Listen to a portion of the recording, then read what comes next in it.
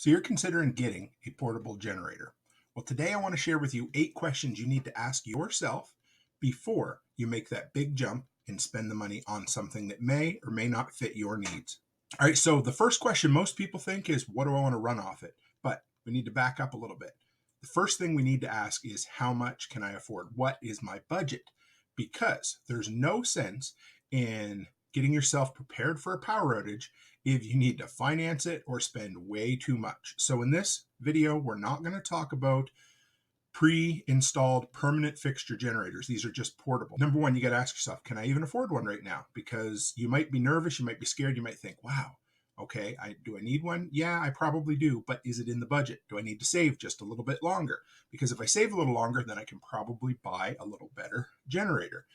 How much can I spend without over tapping the family budget? That's important. I kind of have 3 categories for generators: the $200 to $400 range, the $400 to $600, and then the $600 to $1,000 plus. I mean, you can go way higher than $1,000, but in the normal range of generators, the kind of $200 to $1,000 is what most people spend on a family generator. So first off, you need to look at your budget. And one other thing, you might say, well, can I buy used? If this is your first generator, no. If it's your second or third and you want to take a chance on an old generator, sure. But in this case, if you're buying your first generator, buy yourself something new with a warranty and that you know the service history on it. Number 2, what do I want to power? That's the big one. Because everybody says, well, I want to run my entire house, central air, in-floor heating, the sauna, the hot tub, all of it. Well, in this case, you need to be realistic about a portable generator, because even the largest portable generators are going to struggle. Well, won't even run everything in your house. You're not going to be able to run your dryer, your stove, your hot tub, and your central air all at one time. But most of the largest generators will be able to run one of those plus your house at the same time. So, do you want to run your entire house minus, say, the oven and the dryer? Well, then, you can probably get around with like a 5,000 watt generator. Do you want to run just the basics? And this is what a lot of people want to get started in, is they just don't want to lose their freezer food or their fridge. They want to run their fridge, they want to run their freezer, and they want to run, say, a sump pump in their basement because flooding is a big issue. Or do you want to go even more bare bones and you want to just rotate the basics? So we're going to plug in just the fridge, then we're going to go around and we're going to plug in just the freezer, then we're going to go around and plug in just the sump pump. In that case, you can probably get away with something like a 1,500 to 2,000 watt generator. Now remember, peak and running. So most advertise peak watts. So if you want to run a 1,500 watt item, you really need to have about a 2,000 peak watt generator. Do you want to run electronics with this generator? You might say, well, I just want to go buy a generator at Harbor Freight and be happy with it. Well, that's cool. But does your wife have a home office in the basement that she needs to keep working from? Because if that's the case, you need to have what's called an inverter generator. Do you have a furnace with a very eccentric circuit board that you're worried might fry if the power is a little bit dirty? Then you need an inverter generator. What's an inverter generator? I'm glad you asked. What it is it has an inverter built into it that cleans up the power. Generators in general, when they come straight off the motor, tend to be very dirty power. With an inverter generator, a motor to an alternator to an inverter, cleans it up, gives you nice, beautiful power on the other end. So if you need to run anything really expensive or anything electronic of any consequence, then you probably need an inverter generator. Now, if you're just going to run one big screen TV and you're okay with it flickering, or it's not, your budget TV or whatever, go for it. What kind of fuel do you want to store? But the 3 main we're going to talk about are gas, liquid propane, and natural gas. Are you cool with storing gasoline? Is that your only option? Do you not have propane tanks on your property? Do you not have natural gas hookups in your area?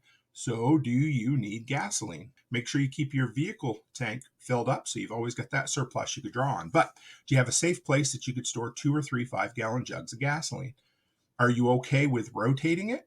As in, after a couple of months, dumping it in your vehicle and then going and filling up another one? Are you comfortable with lifting 25-liter, 5-gallon gas tanks and dumping them into a generator? Or does gasoline just make you nervous? Are you more into keeping propane tanks around? Do you already have a bunch of propane fixtures on your property? Do you have maybe 30-pounders for those outdoor heaters, or a bunch of 20-pounders for barbecues, or 30-pounders for your RV? So if you've already got that, hey, maybe you heat your house with propane. Maybe you got a great big 500-gallon tank sitting out there, or better yet, under the ground that you could tap into and run your generator off of. Just a thought. Or does your town have natural gas? If it does, wow, natural gas is incredible because it is way more resilient than the power infrastructure. So look at a way to tap into natural gas. So those are your three. There's one more option, and that's a multi-fuel. You could go with a dual fuel, which might be gasoline and propane and natural gas, or a tri-fuel that's all three. Those are your options. Of course, dual fuel, tri-fuel tend to be a little bit more expensive, but they give you some redundancy. Next, and this is one that not everybody thinks about. They go to pick up their generator and they're like, ooh, this thing's bigger than I realized. Because first off, you're going to pick it up and it's not going to have a full tank of gas. So if it's got, a 5-gallon gas tank on it or bigger, think about how much more fuel that's going to add. But if you need to get somebody to help you load it on at Costco when you pick up your generator, then you need to consider that's a big, big generator. Where are you going to store your generator? Okay, that's a good idea. I'm going to keep it in my garage. Okay, when you need to run it, how close does it need to be to the house? Well, it needs to be 10 to 15 feet away at least. So subtract that distance and figure out how easy is it going to be for me to roll, carry, drag, pull, whatever, that generator from my garage to my backyard to run it. Picture this. How much more difficult is it going to be to do that if it's snowing, raining, mud, whatever it happens to be? So remember, make sure it's small enough that you can handle or that you're comfortable with, or you have a system in place to move it around. If you need to take it somewhere to get it serviced or warranty work, can you load it up yourself and get it in a vehicle? Do you have ramps to do that? But again, think about the size. Do you want something you can pick up like a little suitcase? Or maybe two hands, like a 3,000 kind of watt inverter generator? Or do you want one of the big beasts? And if you're going to buy one, make sure they come with a wheel kit. Most do, but sometimes you'll see those, door crasher specials that don't come with a wheel kit. So you need two wheels and handles to pick it up and roll it. And look at those wheels, because some of them come with these cheap little thin wheels that are no good for nothing. Look for something wide and knobby. How big can you handle?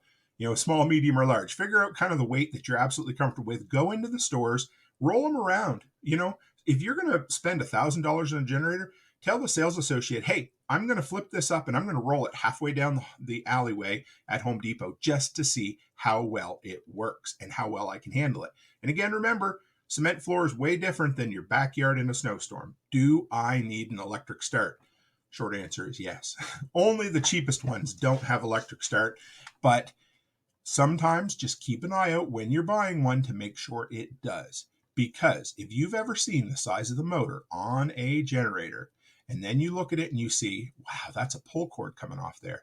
And this big old beastie man here has a hell of a time turning over a generator when pulling on it. So you need to make sure that it has a way to push start your generator. And a quick little tip, make sure you run your generator every 2 to 3 months, whether you use it or not, simply because if you don't, you're never going to get it to start when you need it to start. So go out, practice starting it, have your significant other or your older kids learn how to use it, but go out, use the push button, get it working. Run it for a bit to blow the junk out of it, but also, do you have an outlet wherever you're going to store your generator? Because you want to put a trickle charger on that little battery. In order to have a push start, the generator has to have a battery. And just sitting there over time, that battery will slowly lose charge. And if you're running it every so often, it will charge it up a bit, but that takes a little while. So the biggest drain is when you start it. So make sure you plug that trickle charger back in when you're done. Some are even coming with them now. So if you're looking at some of the Westinghouses, come with trickle chargers built in. So look at that. Finally, this is the one where you need to think about your neighbors. Is noise an issue? And that could be a couple of reasons. Are you close to your neighbors? Do you want to make sure you're not ticking off your neighbors at 3 o'clock in the morning when you're running your generator so you can watch Netflix and make a cappuccino? How close are you to your neighbors? Because a lot of those open frame, 6 to 8 to 9,000 watt generators are absolutely loud. Check the decibel ratings on them. And remember, 80 decibels is a lot louder than 75 decibels, and 75 is a lot louder than 70 decibels. So there's really an over under with this. Anything under 60 is considered a quiet generator. Those are mostly going to come from inverter, smaller style ones.